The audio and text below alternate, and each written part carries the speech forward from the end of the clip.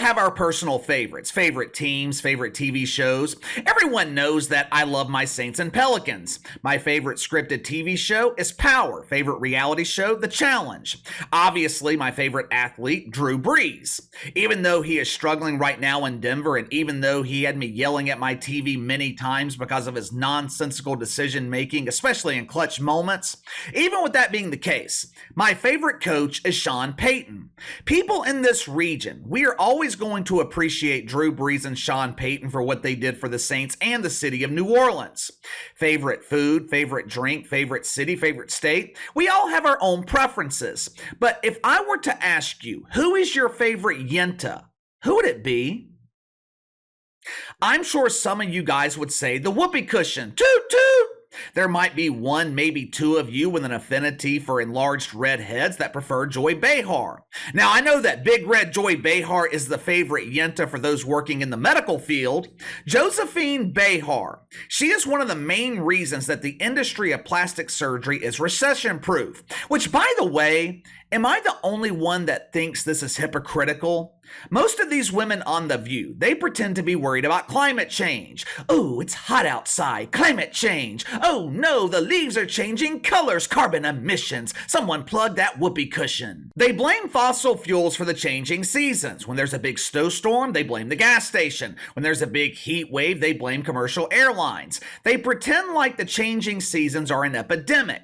But when it comes to making those important doctor's appointments where they get massive amounts of plastic injected into their face and possibly even their boodle, all of a sudden, they are no longer worried about climate change.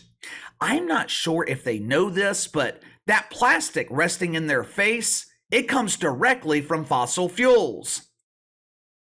Anyway, for those who like chameleons, the Great Pretender, Alyssa the Pharaoh Griffin, favorite Yenta. The dump divers in the WNBA, they prefer the other two. Participants in pretend basketball, they share a commonality with the other two women on The View. They're all anonymous. No one knows who they are. They can pump gas into their car peacefully without having to worry about a bum approaching them for spare change. Even the bums know. Employees in the WNBA, they don't have any money. Matter of fact, they are probably asking the bums for $1. But just like all of you, I also have my favorite Yenta. The radiance from her smiling face provides light in that foggy studio that is clouded by toxic mouth farts.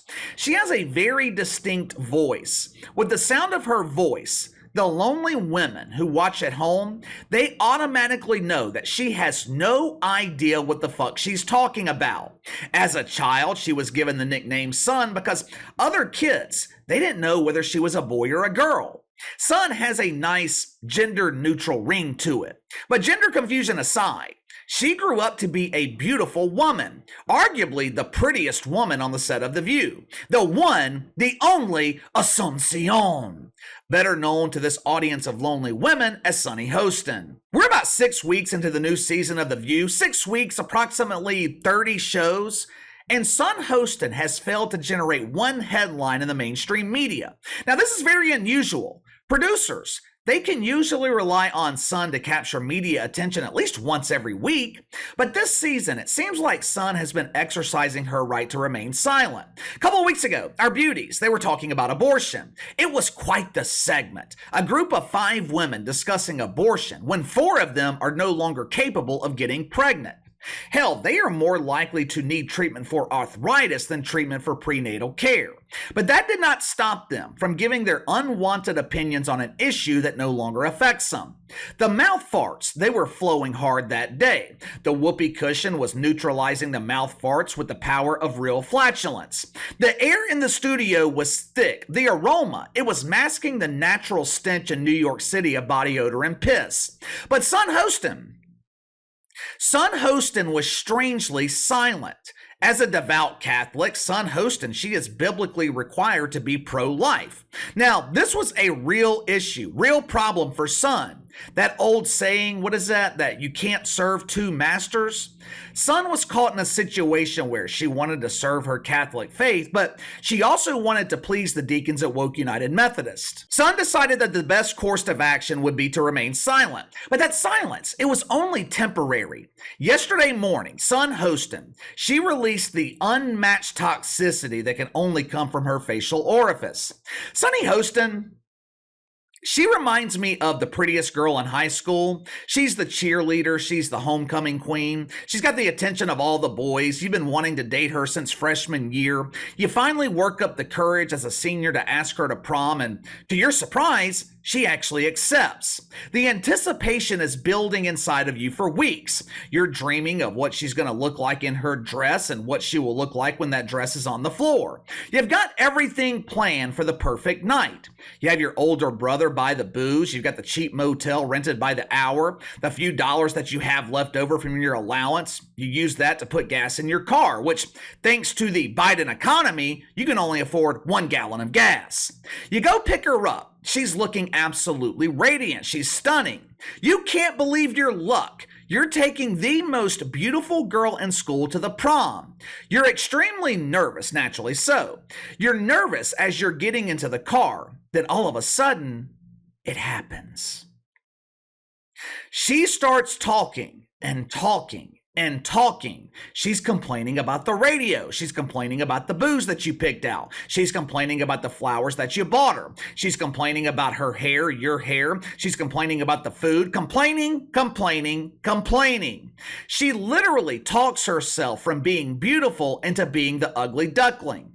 At this point, you would rather be going to prom with the Lizzo. Now, sure, you would have to rent a forklift to get her there, but at least you know that the Lizzo is not going to complain about the food. That is what Sunny Hostin reminds me of. On the outside, it's radiance and beauty. Then she opens her mouth and burns your nose hairs.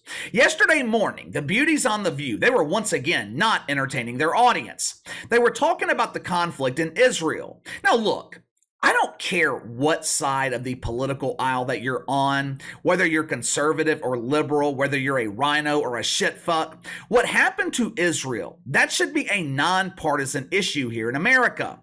This is something that we should easily agree on. Yesterday morning, 4 of the panelists on The View, they were in agreement. They were sympathetic to the Israelis. They were willing to call the attack from Hamas terrorism. But there was one yenta who was sympathetic to the Palestinians. There was one toxic flatulator who was accusing Israel of committing war crimes. What? You mean to tell me that Israel is the one committing war crimes? At one point, Joy Behar, she was mesmerizing the audience of lonely women by balancing her superhead on her shoulders. Big Red noticed that Sun was filling with toxic air. Being the team player that she is, Big Red, she asked Sun if she would like to release her toxic fumes. What followed was one of the dumbest statements ever made on this show. And believe me when I tell you, this show has a long history of stupidity.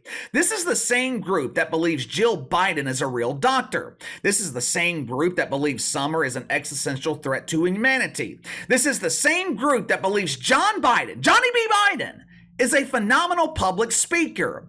Give Johnny B. Biden that microphone and let him teach his version of the English language. Of all the stupidity on this show, of all the shit fuckery on this show, this might be the worst moment in the history of The View. Watch for yourself. No, I look at this from a legal perspective, and I think that we all know that Hamas has been designated a terror organization, just like many other terror organizations have had this designation, like the Proud Boys here in the United States. Excuse me? Come again? Did Sunny Hostin just compare Hamas to the Proud Boys? Can someone give me one example of the Proud Boys committing the same atrocities as Hamas? Just give me one. Can you give me one example of the Proud Boys being anti-Semitic? This further proves the outright hypocrisy of the mainstream media. If I remember correctly, wasn't it just a few months ago that one of the renewed causes of the media was fighting anti-Semitism? I think this was right after they were fighting Asian hate, which came directly after their fight against mythical racism. Now, all of a sudden, Hamas attacks Israel, and it's no longer about fighting anti-Semitism. They now want to support Palestine. And what the fuck was Sunny Hostin talking about when she said, "I'm looking at this from a legal perspective"? Why? Newsflash, son. You are the only one looking at this from a legal perspective. You think the people living in Israel are worried about the legalities right now? Hell, do you think Hamas is worried about the legal perspective? All of that bullshit went out the window when they attacked. Now, to my surprise, there were actually some parishioners of Woke United Methodist who criticized Sunny Hostin for comparing Hamas to the Proud Boys. Now, key word here, some. But when it comes to the mainstream media, how many media outlets do you think picked up this story? Just take a guess. None. Nothing from the New York Times, nothing from the increasingly irrelevant Washington Post. I have yet to see one article in USA Today. Now, normally, The View, they will post the most popular clips from the show on Twitter.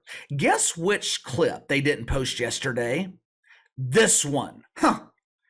I wonder why.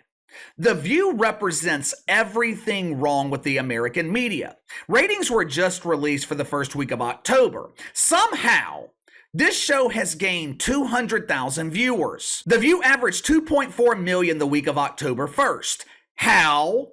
How in the hell is that possible? Are we facing a shortage of men in this country where we have almost 2.5 million lonely, bored women? This show is garbage. It's nothing but propaganda. I don't understand it. I don't understand the appeal of this show. It would be one thing if this were entertaining propaganda, but there is absolutely nothing entertaining about watching a group of loud women who have no idea what they're talking about. Comparing Hamas to the Proud Boys, that is ludicrous. And by the way, since Sunny Hostin wants to look at this from a legal perspective, I checked the terror list in the United States. Proud Boys, they are not designated as a terrorist organization. But KC, they are in Canada.